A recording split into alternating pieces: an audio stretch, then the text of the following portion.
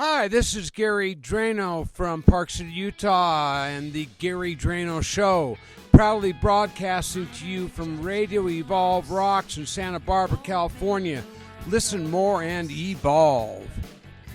Hey, everybody. Welcome to the Gary Dranow Show, and my esteemed guest today is Mary Strand. Mary had her debut album, Golden Girl, in 2023, and she has a new album dropping August 1st, 2025 that you must check out called I Don't Need Your Permission. Mary, welcome to my show. Thank you so much. And let's jump right into the heavy thing.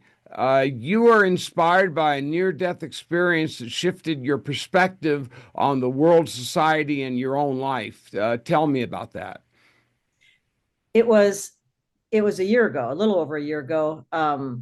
I the truth is, I had kidney stones, like it should be a normal thing, and found out about it. I can tell you from experience, kidney stones are not a normal thing. And I had one kidney stone that was so big it got stuck my ureter, and I got blood poisoning and came very close to dying. But tell me about your kidney stones.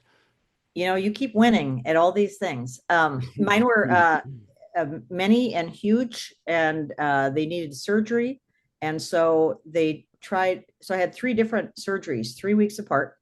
The first one, the doctor played pinball wizard with some sort of machine to make it break up, crush them from the outside. So lithotripsy. Yes. I am so not medical, and I try to avoid that. And he did it. He got maybe half of what he was looking for, and then he released me home. And my son was actually home with me because you're supposed to have someone with you for, I don't know, 24 hours. Oh, and absolutely. I was horrendously sick, but I didn't want him to know just how bad it was. And so I waited until my husband got home from work and let my son go. And then I told my husband that I had to go to the hospital and that something was horribly wrong. And I was throwing up. I was losing all liquids. I was blah, blah, blah. I get to the hospital. I'm in the emergency. In the emergency room. And suddenly the nurse who was in charge sent out I don't know, code something. And there were 10 or 15 people packed into my little room, and they're all staring at the monitors and they're all freaking out. And I said, "What's going on?" And he said, "Well, your blood pressure is something like 80 over 40. All of your other vitals are dropping." And I said, "Am I going to die tonight?" And he said, I don't think so. And then that's sure reassuring. Yeah, it was pretty horrible. And then it got worse. 3 weeks later, I had my second procedure. He actually got 0 out, but he still played pinball wizard with my body. And I was already throwing up as they were discharging me from the hospital. And I said, "Don't you want to keep me here?" "Oh, no, you're fine." That time I got home, and within about 15 minutes, I said to my husband, "You need to call an ambulance." And he said, "Well, we live 15 minutes from the hospital. I'll just drive you like I did the last time." I said, "No, I think I'm not going to make it if you drive me." And I said, "So, call an ambulance." So he did. And I'm in the ambulance, and the ambulance driver was like, "To be honest, why are you here?" Because I had workout clothes on. I had running shoes. I walked out to the ambulance. It's all like fine because I'm an athlete. And did they start an IV line while you were in the ambulance? Yes, because I told them to. He said, "Do you want to just sit down in the ambulance?" I said, No, I need to lie down. You need to hook me up to an IV. It's going to be ugly." And so they did, and they started driving. And I just closed my eyes, and about 5 minutes into it, the EMT next to me whispered in my ear, "Are you still alive?" And I opened my eyes. I said, "Yeah." And he said, "Oh, good, because your vitals dropped to 0 on all of the machines." And so I had the same deal with the ER. And then the third time they said, we're keeping you in the hospital. I got a different doctor to do it. And we're keeping you in the hospital overnight. Just, we're not taking any chances whatsoever. And it was fine, totally fine. And I'm totally healthy now, but it was, I couldn't eat for, Do you know why you were making the kidney stones? Were they calcium? actually, I'm pretty sure I do know why. And it's because Tums started making a really cute, fun, tasty little Tums. They're kind of like big Skittles.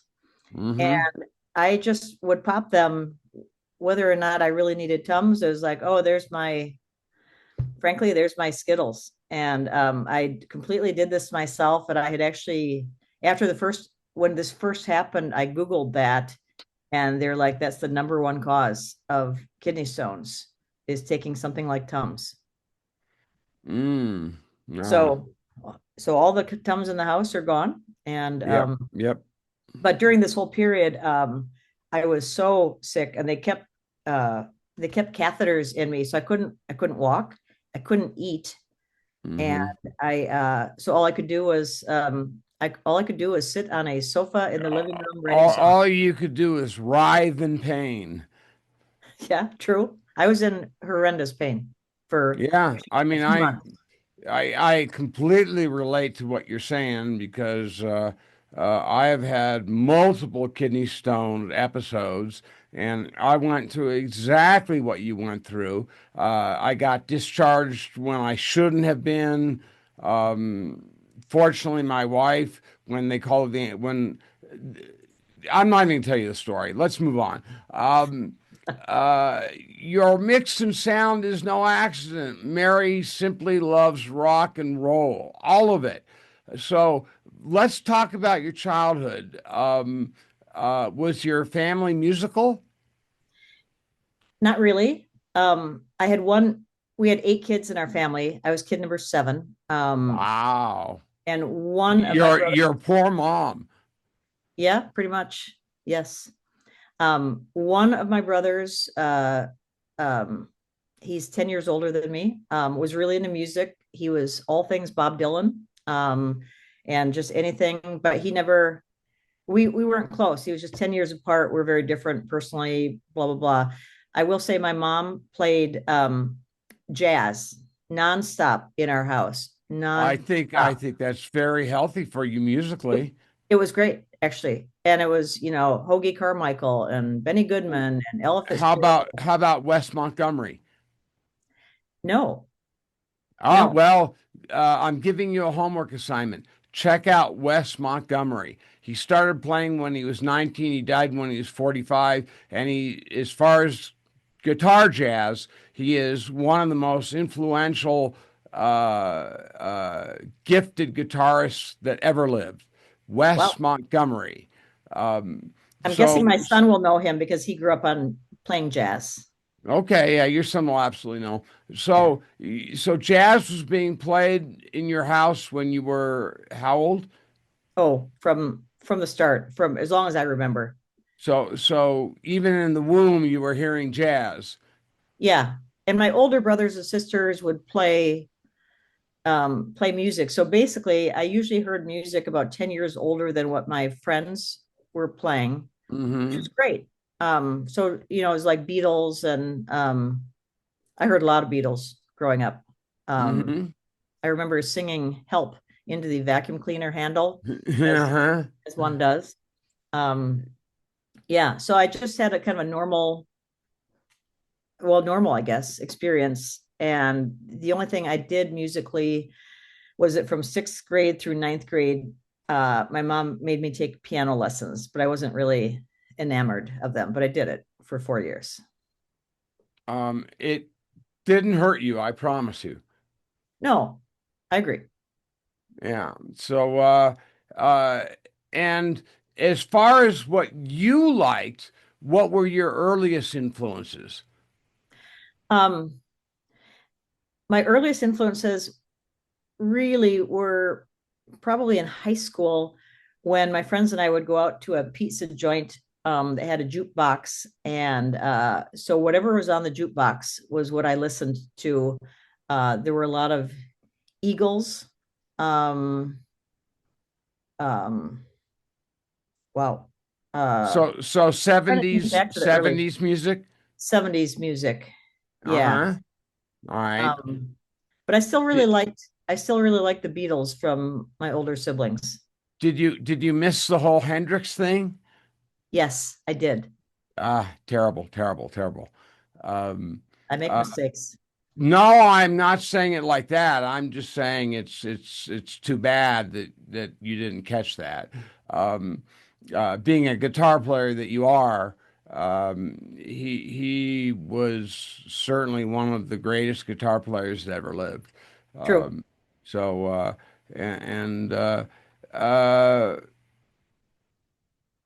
so you have a number one song on Radio Indie Alliance, and we're going to do a plug, Mark Platt.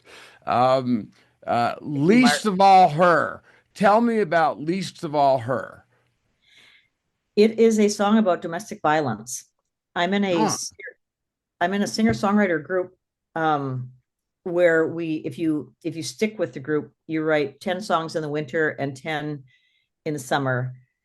And this was during the many of the songs on my upcoming album were written a year ago in the winter songwriting challenge, and that was one of them. So keep in mind, I was in a lot of pain. I was angry. I was, you name it. It was pretty ugly times. And so when we would get our, Was the Kidney Stones within a year yeah, that was the worst of it was January, February were the worst of it of of last year, 2023, of 2023 2024, or 2024? 2024. Yeah. Oh, I'm so sorry. I mean, That's how recent the songs no were. matter when it happened to you, but being so recent, that's just terrible. Um, It I'm I'm was. s- I'm so sorry you went through that. Thank So least of all, her is a song about domestic violence. Tell me the genesis of the song and the primary message of the song. we my songs are always triggered or usually triggered by the prompt that we get in the songwriting group. So the prompt that week was slip up. And it was right during the worst of how horrible I was feeling. I was basically writing songs and nothing else for that few months. And so we got the prompt slip up, and I immediately thought about how um, not that domestic violence can't happen to men, of course it does, but often it's men against women, and the men always get, you know, they get away with it too often, and it's usually called a slip up. Oh, he made a mistake. It was a one time thing. Yeah, yeah, And so baloney. within a few minutes of getting that prompt, I wrote the first two lines of the song, which were they all called it they all called it a minor hiccup, a boys will be boys, understandable slip up. And Shit. the song went from there. And I'm actually not you know, uh, I've never been subject to domestic violence. And frankly, I would have hurt them back pretty badly if I had been. But it's so out there. I've had it happen to people that I know. And so it just immediately made me angry for them and angry about how this keeps happening. And so it tells a story in the verses about one, I think of her as a young woman, but she could be any age. And that how she went through this with some guy, and next thing you know, he's broken her arm, and next thing you know, he's arrested, but the cops fall for it, and the judge falls for it, and everyone falls for it.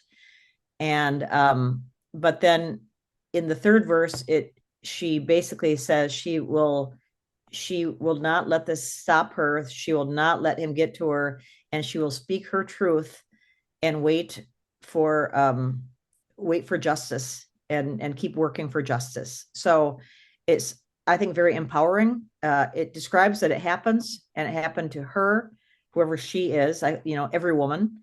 And But it says that she's gonna come out on top. When you said if somebody ever laid a hand on you, they'd be sorry for doing it. Are you a martial artist? No, but I play basketball, and on my team, I'm often fondly thought of as the enforcer. If someone, if someone commits an ugly foul against someone on my team, I would go after them. So Uh, you're a guard? yeah, a guard, Okay. How tall are you, Mary? just 5'5". Wow, and you're a guard in basketball. Amazing. But Well, and I bet worse, you're quick. yeah, I am quick. In my league, we had a lot of guards on our team, and I can actually play forward, but only on defense. I can't do it under the basket. And so I'd kind of sidle up to the, usually the woman that I was guarding, in a zone defense, she would probably be, say, 5'9", 5'10", 5'11", 6 feet to my 5'5". Right. And I would just look up at her and I'd say, I may look 5'5", but I play like I'm 5'6". And she'd be like, what? So I'd be taunting them the whole game.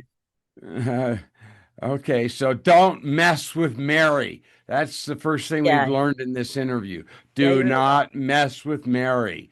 Um, uh, let's see here. So that's least of all her. Um, we there's a song that I heard where in the song the solo is played with reverse delay, like in Hendrix's Castle Made of Sand, where he literally flipped the tape machine, the tapes, the reels on the tape machine over, and what he played, they played backwards. So you have a song where reverse delay is utilized, and also the the guitar sounds like a sitar. Do you know what song I'm talking about? I think it's does any of this really matter? Yeah. I think it's my most recent single. Yes, it just came out about a week ago. And in fact, there was a sitar too. He played reverse guitar, he played sitar. Um, I don't have my book handy of what instruments were played, but he played, that was Ryan Smith Ryan Smith from from Soul Asylum, Melismatics, Soul Soul Asylum, Asylum, Ultra Bomb, Ultra Bomb, Melismatic, and one other, I think.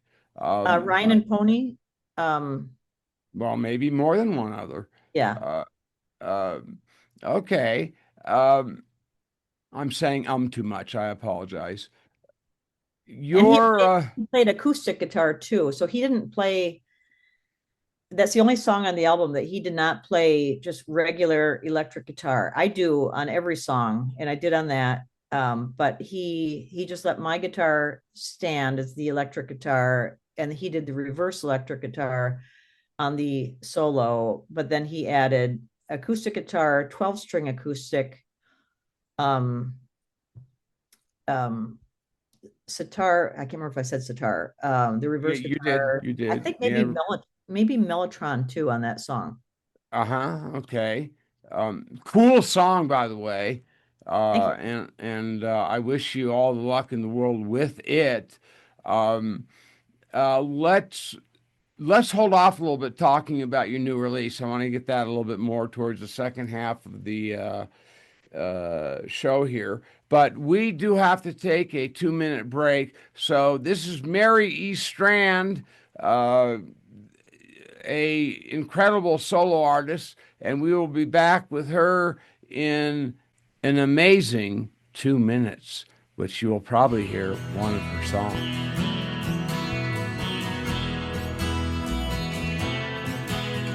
The loves we pretended in our teens and 20s made a joke out of all those meant to be's. Work and kids in our 30s and 40s, all the insane years passing before these. Too many regrets we felt in our 50s, the parents we lost in our 60s.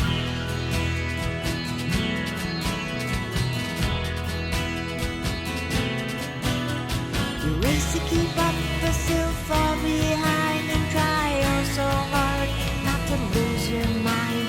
But like Alice said, to the Mad Hatter. Does any of this really matter?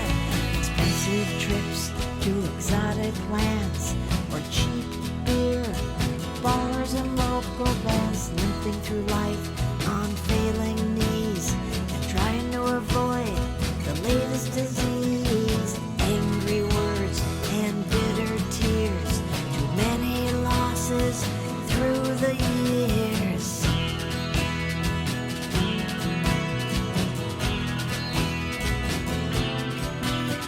You race to keep up but still fall behind and try oh so hard not to lose your mind. The years fly by and you start to forget how this all began, and it's not over yet. But like Alice said, to the Mad Hatter, does any of this really matter?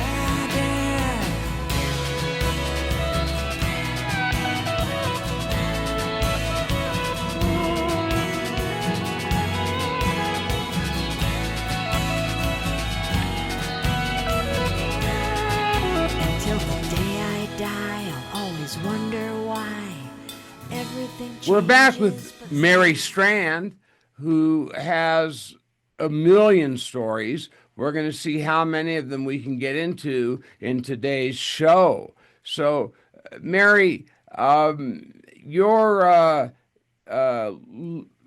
later in your music development influences are Joan Jett, the Pretenders, the Go-Go's, any others?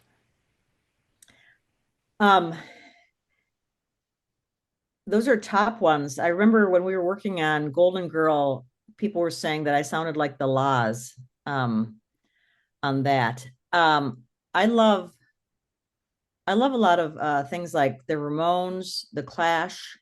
Punk. How about New York Dolls? Yes, yes. Uh-huh. I did one semester in London in college, and it was during the punk, well, at kind of toward the early on in the punk years, and I loved, oh my God, I love the Knack. Just anything like that. I like because I speak Spanish, and so I like Latino rock. Hola, ¿cómo está, Mary? Really good. Ojalá que se mejore pronto con kidney stones. Gracias. No problema por todo. So we've got our Spanish out of the way. Yeah, pretty much. So back to what you were saying. So Juanes from Colombia is my absolute favorite, certainly favorite Latino. Although Who was that? Juanes, Juanes. He is a major Juanes. rock star. He has one of the few albums that I think of as perfect albums. And it's called Un Día Normal, a normal day. A normal day, yeah. Yeah. And just amazing. And I've discovered it only because my kids went to Spanish camp, Concordia Spanish camp. They do that up in northern Minnesota. And when we went for family camp, just to get them acclimated to it, and they put me in a different Spanish class from theirs, quite different. And they were teaching Spanish using Juanes songs. So it was pretty cool. I was like, where have you been all my life? Uh-huh. Okay. Keep going. You're on a roll. Well, similarly, so when my kids were little, so they bring this up. If I would be driving them anywhere in my car, they always heard Selena songs, Steve Miller Band, and Rodney Crowell. So those are three very, very different sounds. Absolutely. So like you've got an eclectic taste in music. Yes. All right. Your band is made up of guys from the Melismatics, and Ryan Smith is your partner in crime. Does he write songs with you, or you write all your songs by yourself? Most of my songs are by myself. Ryan, on this album, on the new album, I wrote one with Ryan and one with Mark Wade, who is my bass player. Yep. in the From the band. mood swings, I think that's great. Things and Melismatics. Yep. And I wrote all the other songs on this album by myself. And on my first album, I did one co-write with a Minnesota woman, Sarah Morris. She's a she's a fantastic songwriter. She has won Songwriter of the Year 3 times with the, oh shoot, I'm blanking on the name of the organization, but it's kind of the Upper Midwest, songwriting organization. And she's really cool. So I did that. But I usually write by myself. Okay, so tell me about your writing process. How does a song happen? Usually I do it. So being in the songwriting group that I am, I get 20 prompts a year. I usually wind up writing between 22 and 25 songs in a year. So most of mine come out of that process. And it's so intense for me that I just take the rest of the year off from songwriting because I'm usually recording and I'm playing and whatever. And so most of my songs start with a prompt. And it's usually you're using the word a prompt, and I got to ask you, are you using ChatGPT at all in your writing process? never. Very good for you. That's great. Sorry, I'm not a fan.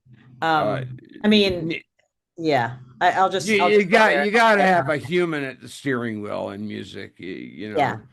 We have but in our songwriting group, there has been a woman in charge. She's just passing the reins to someone else right now, but she comes up with prompts. So she'll just have a one word, usually it's one word prompt.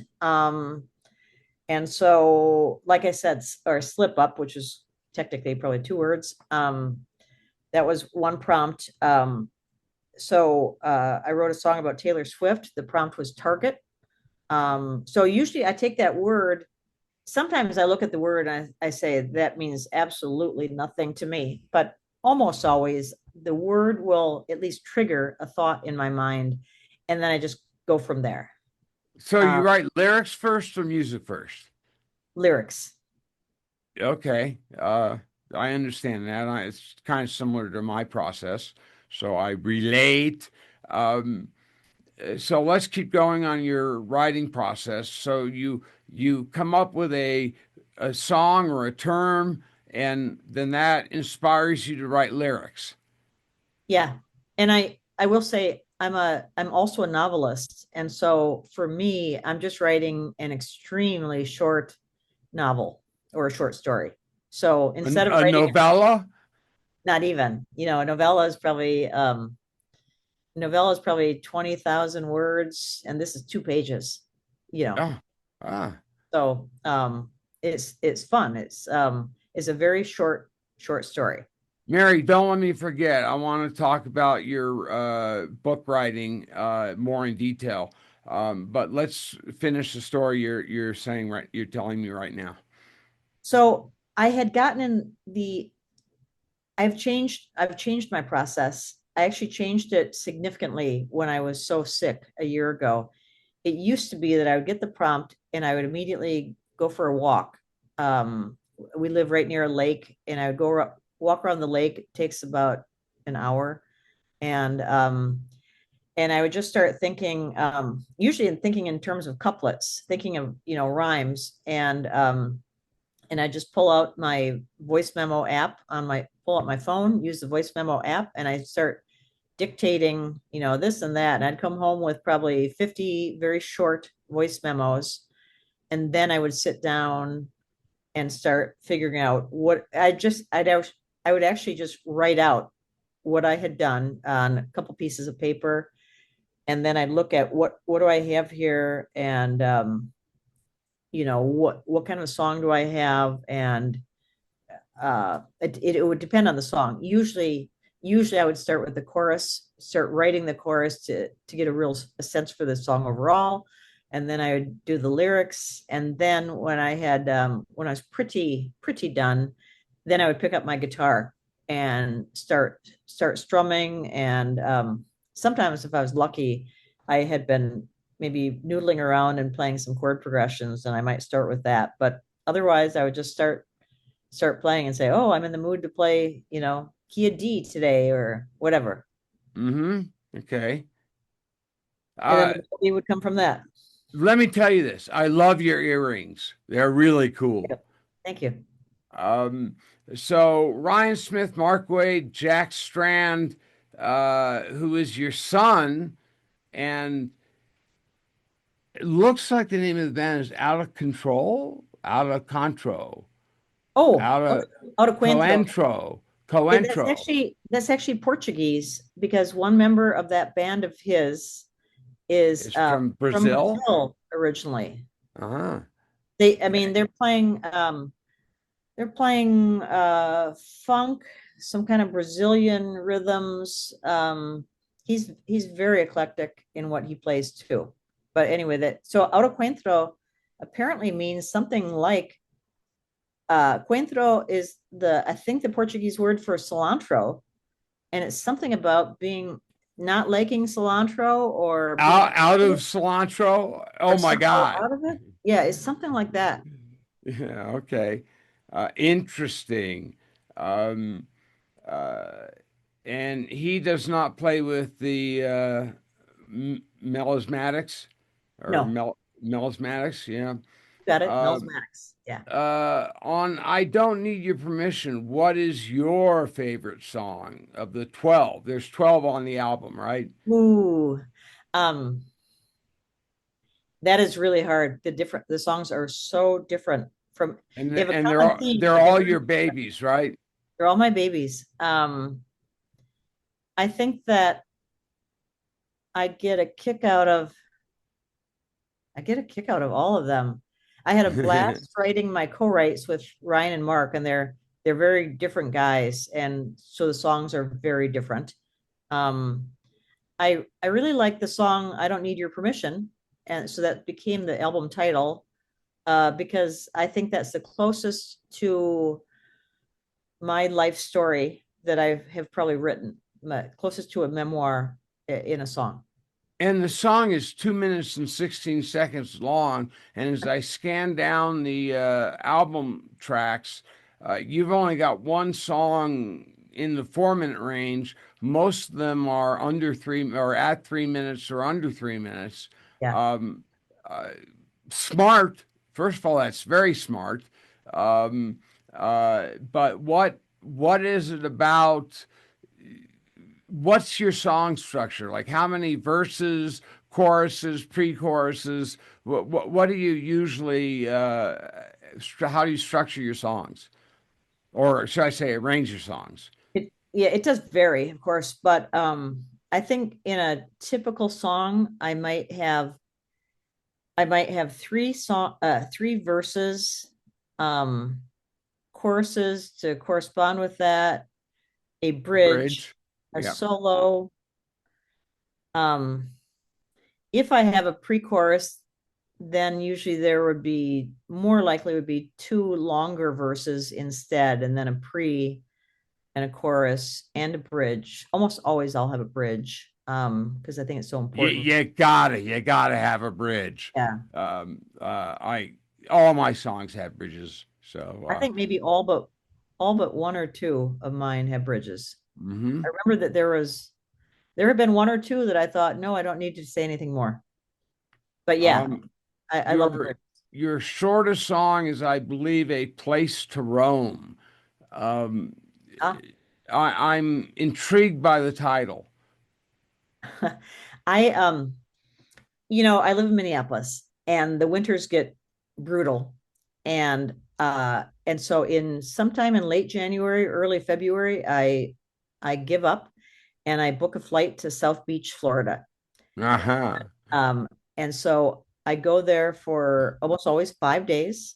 I've done it almost every year for many years now.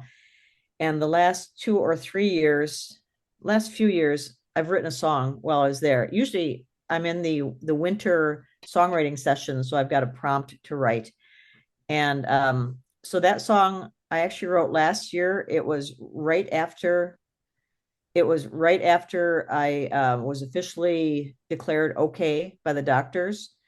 Because I had actually booked a trip sooner. I had to cancel it because they couldn't let it wasn't a catheter. I said catheter before. It was a stent. I am so not. Oh, big difference. Yes, sorry. I can't tell you enough about how non-medical I am. It was a stent, and so I couldn't walk.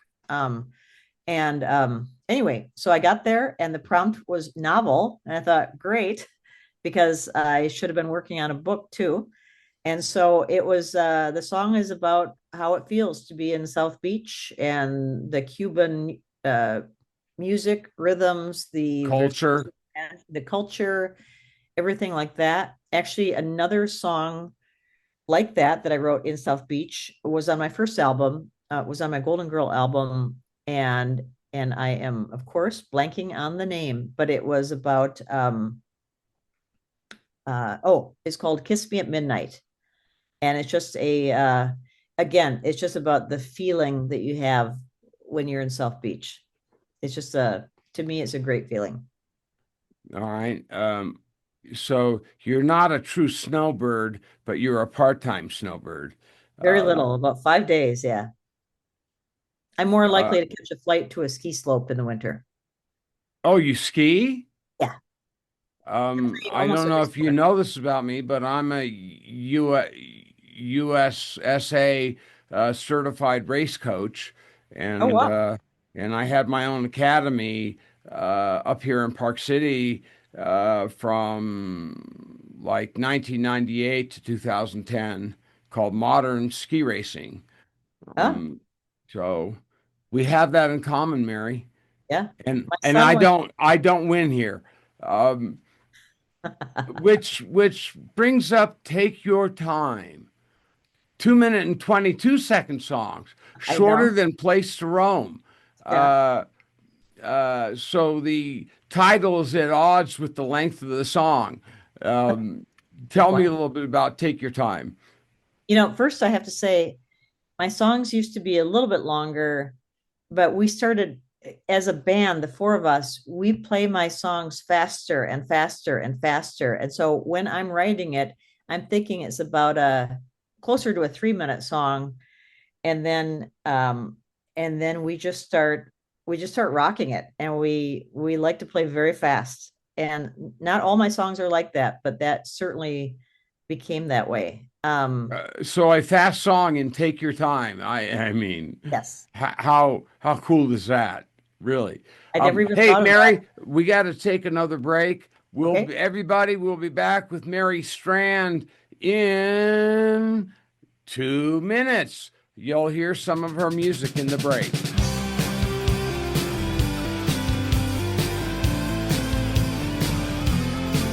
You were a kid with a dream, and really you are still. Maybe you're not everything you seem, but you're still climbing up that hill. They want you, but claim they don't, while they waste their lives in obscurity. They hate it that you won't soothe their fragile insecurity. You live each day with a target on your back, and the more you slay, the more they attack. Stay the course, girl, light it on fire. When they go low, keep reaching higher. For all of us, for all of us. Your success gives us a beacon of hope. Well, you wish they'd all go away. You could teach a class on how to cope, but you don't have time for that today. You show us how to live without fear.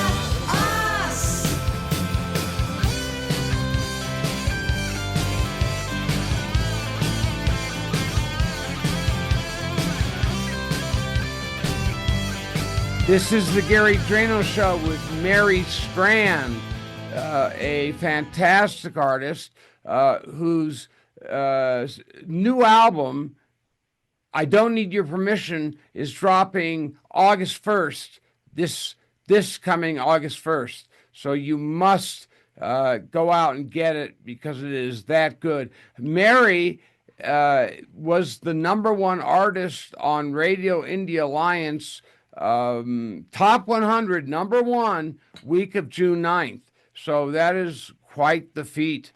Or do you have big feet, Mary? No, I'm kidding. Pretty normal. Normal. Let me pull up my notes and see where we are. So we were kind of going through the songs If I Don't Need Your Permission. Interesting.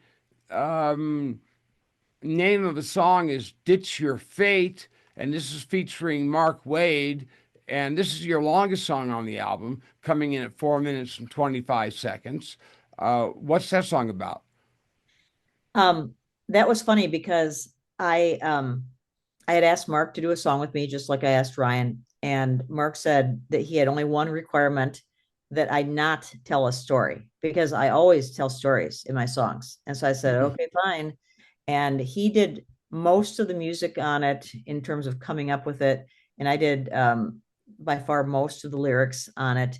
And it's about the world that we're living in and how things are going pretty badly and people are losing themselves, and that they need to come back and stand up for what they want and turn this world around. And so ditch your fate. Don't go with the flow. Go with whatever you think you should. Be a contrarian if that is what you need to do. Yeah, I love that song. All right. And I have listened to I've listened to the one song with the reverse delay, and I forgot what the name of the song was. You'll have to forgive me. But I've heard that song. Are any of the songs available for pre-release? Well, 5 have already released as singles. The album is now up on, I know that it's up on Apple Music. So basically it has been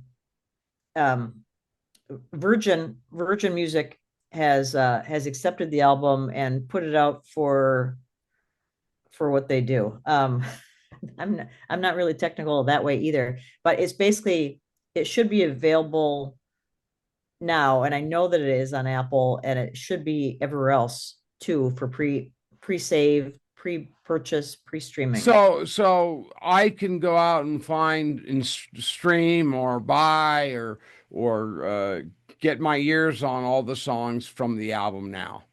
Yes. Okay. Somehow. That's good to know. My listeners will take note of that. And also we'll be doing CDs and vinyl, but the CDs are coming first, and they will come about July 1, about a month before. And once they do, I have a Bandcamp page, and they'll be up on my band for pre-order, pre-purchase on Bandcamp as well. Gotcha. So Mary here was or is a lawyer, and her specialty was mergers and acquisitions. And if you don't know what that is, that's when two companies merge to form one company, or one company buys another company. And a very interesting field to specialize as a lawyer. How did you fall into that groove? Actually, when I was in law school, I kept changing my mind what I wanted to do. You know, you go in and you think, I was thinking constitutional law when I went in, like First Amendment. And then I thought labor law, I did not like that. And then I started liking tax law, because my tax law professor, third year in law school, was Marty Ginsburg, Ruth Bader Ginsburg's husband. Wow. And he is the smartest person I have personally known.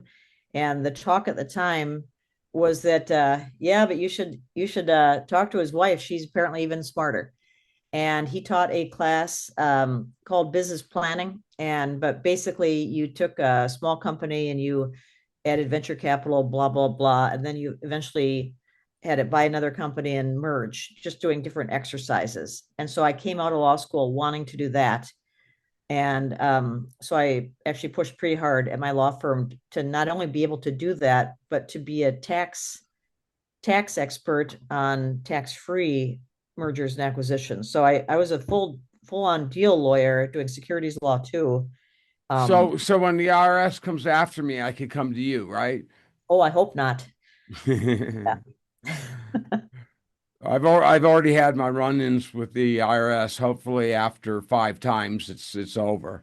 But Yes, not good. and also hopefully Elon Musk and Doge has weakened the IRS to the point that their auditing is going to not be as aggressive. Um, uh, so it was this. Does any of this really matter? That I heard that had the sitar reverse delay. That was definitely the song. I just Yeah. came through it in my notes. So, very cool song. Listeners, you got to check it out. And as Mary said, you can already get your hands on her new album. I don't need your permission. I don't need your permission, which explores themes of empowerment, especially from a women's perspective. Talk to me about that, Mary. Um, it was it was largely led by two things. One was everything that happened to me medically a year ago. I was in a tough place and I was really angry about it. It basically took my life as I knew it away from me. And so the songs that poured out of me were often based in anger or introspection. What is going on with my life? What do I want to go on with my life? And how do I fight for what I want? So the songs, almost all, not quite all, but almost all are some version of how do you make your life better and how do you fight for that? Um, Okay, that's very. and the second part to it was a smaller part, but it was important to me. Um, a few years ago, I think it was 22 or 23. My daughter gave me for my birthday. She made the modern version of a playlist for me and had it burned onto a CD, and it was to introduce me to more of her music. Um, and so it was Olivia Rodrigo, Lord, Taylor Swift, um, Gail, who wrote ABCD. Whatever happened to Lord? She had uh oh, what was that song? Not uh not rich people was yeah. Anyway, she had that one song. It was such a huge hit, and I haven't heard a thing from her since. I know that We're my not royals. We're not royals. okay. I don't know. I know that my daughter follows her. Okay. I listened to the album and I said to my daughter, well, this is basically a young woman's empowerment album and Yeah. or that my daughter put together. And she said, no, no, it's just music that I like. And I just laughed and thought this is a young woman's empowerment album. So mine is kind of I think of it as the grown-up version of what I listen to. I still listen to it in my car. I still have one car that has a 6 CD changer in it. Okay, And cool. I treasure that. And I have listened to that album, that playlist a lot. It's just really, really empowering songs. And I want Uh, it to be ultimately hopeful, cheerful. So, like for instance, "Take Your Time" is a breakup song because she's finally getting rid of the dead weight that she's been carrying. The guy that she's talking about is just telling a story, and but she's happy. It's I want to think that I want people to think that there's a rainbow at the end, that there's good stuff coming. Rainbows are beautiful. We have to take another break. We'll be back in 2 minutes. We're with Mary Strand and her new album, I Don't Need Your Permission. is already out. It's already out, everybody. But it officially drops August 1st. We'll be right back.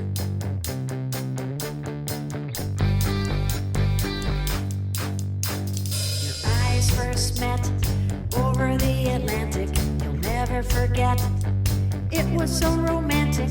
Despite yourself, you rushed from smiles to baby names. She bit her lip. Who needs a match to light the flames? Golden girl, kissed by the fire of the sun. You wanna give her a whirl, even though she's on the run. Long legs, tight jeans, shadows in her eyes. Take a closer look, it's all a disguise. Golden girl. She's been a week wandering Paris, France, but she didn't speak.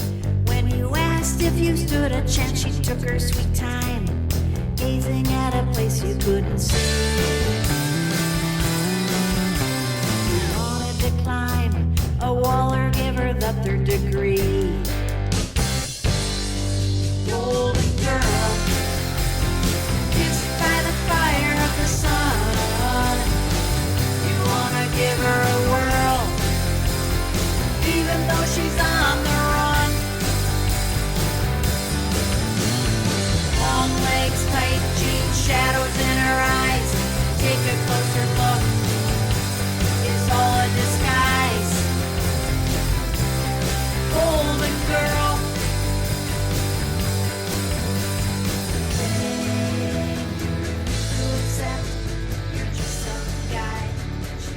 We're back with Mary Strand and her new album, I Don't Need Your Permission, is coming out August 1st, 2025.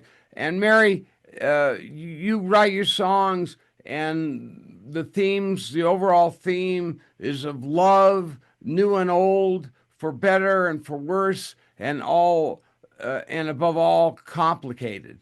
Sounds like a marriage to me. Yeah, those were the songs on my Golden Girl album that were all about love, love, love, good, bad, marriage, breakup, longing, you name it. I mean, it just covers the gamut of what I think we all go through. How many kids do you have? Two. A Two. boy and a girl? Boy and a girl. Yep. Oh, perfect, perfect. Mary is currently releasing 6 singles lead up to the album release. Are these 6 singles on the album? Yes. Yes. Okay. So the album has 12 songs. These are 6 of the songs. Do you have a manager or I know you have a press person, but do you have a manager yet? No. Ryan and Mark from my album band, the 3 of us are the co-producers of the album. I do have Mark Platt for radio. We have someone for Spotify.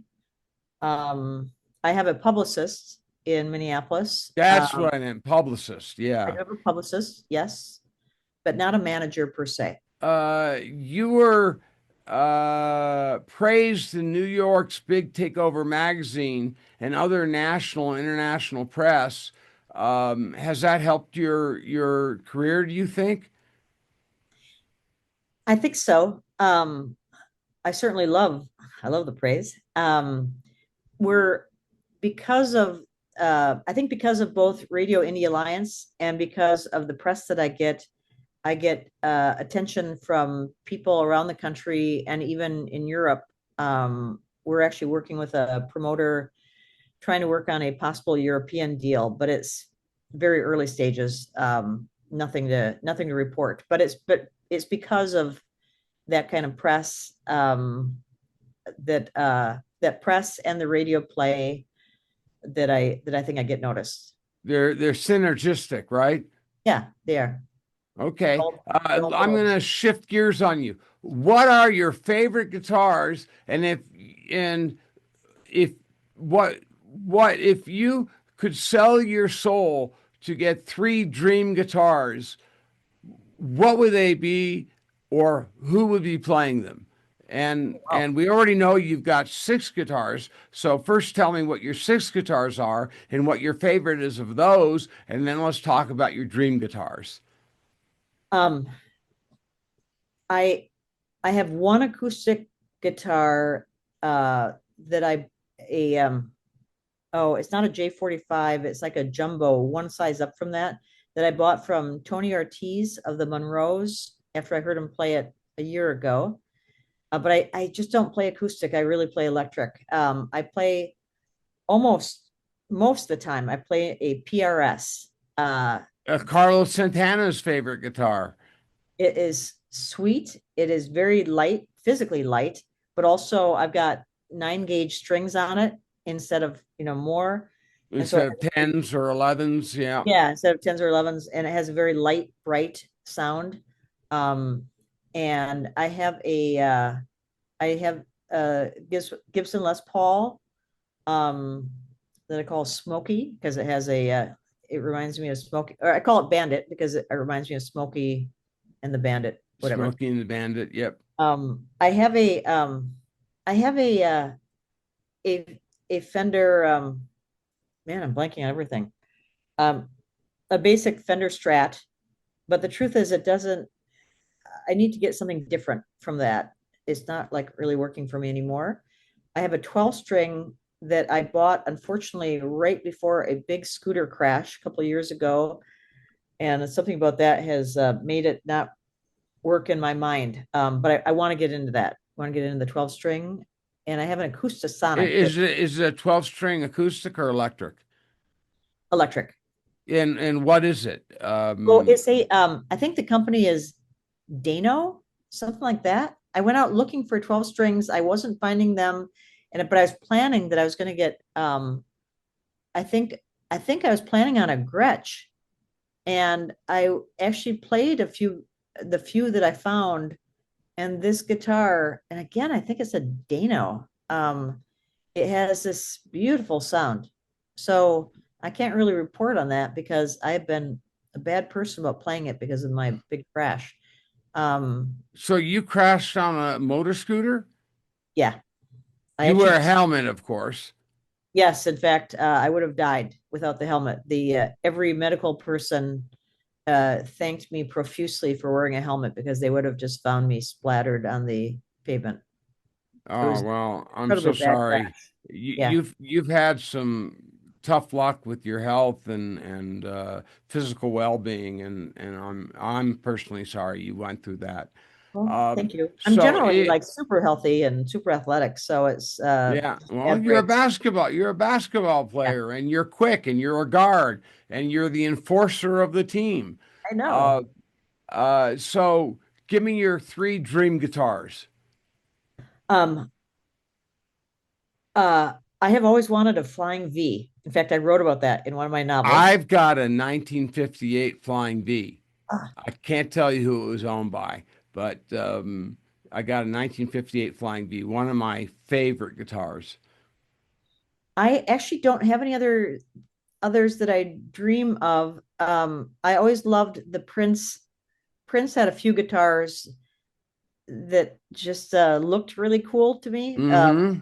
And I finally saw, even though it's right in my hometown, I finally saw his um his museum with all his guitars and all his blah blah blah. I get a kick out of the looks of them, but it's not based on the sound. It's really, frankly, it's based on how cool they look. Uh-huh. Which may be true of the Flying V too, to be honest. Um, Yeah. I Well, just if I I'll for sell you mine for about $1 million. Okay, yeah, let me get back to you on that. Okay. Um, Mary's music has been variously described as power pop, garage rock, punk, post punk, and or plain old indie rock. Um, you don't. I would guess from the breadth of your songs that you don't want to be pegged in any pigeonhole about what genre you are. It's pretty tough to peg me. I will say that, my band, we call ourselves Mary Strand and the Garage, which gives you a clue that we're kind of thinking garage, if I said one thing, I would probably say garage rock, maybe indie rock, but Okay. there's a lot of punk element to it. And then, but there's part of me that, the power pop just kind of creeps out of me. So yeah, it's really hard to characterize me. That's true with my whole life. It's tough to put me in one place. I mean, I just Yeah, don't. I mean, you are a master of many, and I really haven't interviewed anybody that has near the life experiences and uh, um, vocations that you've had, and it's really inspiring for me to meet a woman that has kind of followed my life in the many things that I have done. So I want to commend you on that.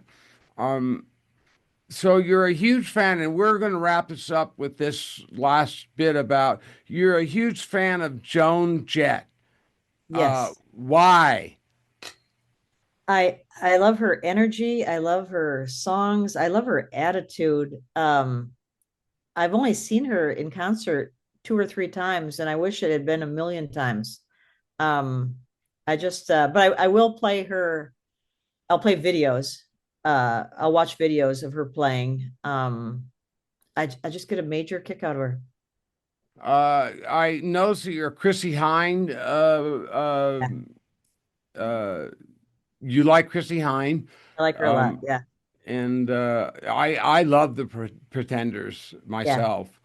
Um, uh, okay, And it's the attitude. I love the attitude. and I'm going to give you 5 minutes to tell me anything you want to tell me, and then we're going to wrap this up. Okay. Anyone in Minneapolis will be doing our album release show on July 31 at the Hook and Ladder, which if you're in Minneapolis, you'll know what that is. Um, I I do write novels too. I mean, I'm really seriously pushing the music right now, but I'm chomping at the bit to get back into novels and being me. I write different types of novels too. The next novel of mine that will come out is a children's novel because I'm now working with a publisher who wanted me to write children's sports stories. So the one coming out, I think it'll be in January, is on wakeboarding, and I just had one with the same publisher on the publisher is You Capstone. you you do wakeboarding? No, I water ski, but Uh-huh. they assigned me Single ski or two skis? single. Yeah, So you can carve them turns, huh? I can. Yeah. Okay, Although my great. best day water skiing ever was after a glass of wine, I will say. My shoulder was down by the water. Um, so the publisher gives me a sport, um, the gender and age of the protagonist, the main person, who's usually 12. In fact, so far they've just given me 12-year-old girls, and they give me a sport, and I just go for it. I love my books always have someone who plays sports in them. Even my adult novels and my teenage novels. And I have a teenage series. It's actually what got me into playing guitar in the first place. It's a series called The Bennett Sisters. It's about a modern collision with Pride and Prejudice. And in the fourth book, the character is called Livin' La Vida Bennett. The character is a girl who bragged that she could play guitar and had never even touched one. So she Ah, learned in a hurry. And so she and I both started taking guitar lessons. And I got a similar story. I'll tell you real quick. I worked at Farrell's restaurant when I was 14, 15 years old, and there was a guy that worked there too, who was a big skier. And I told him a lie. I told him that I was a skier, and I couldn't live with myself. So I went out and learned not just how to ski, but how to ski race. And he and I ended up working at the same mountain together. and I eclipsed him in ski racing, Wow. which was I just really enjoyed kicking his ass. What can I say? But he's a great guy. His name is Blaine Lohman. Hey, Mary, we're going to wrap this up. You've been a wonderful guest. And once again, for all my listeners, Mary's new album, I Don't Need Your Permission, is coming out August 1st. But an inside tip, you can get it now. And Mary, I wish you all the luck in the world. You've been a wonderful guest, as I said, and maybe I'll have you back.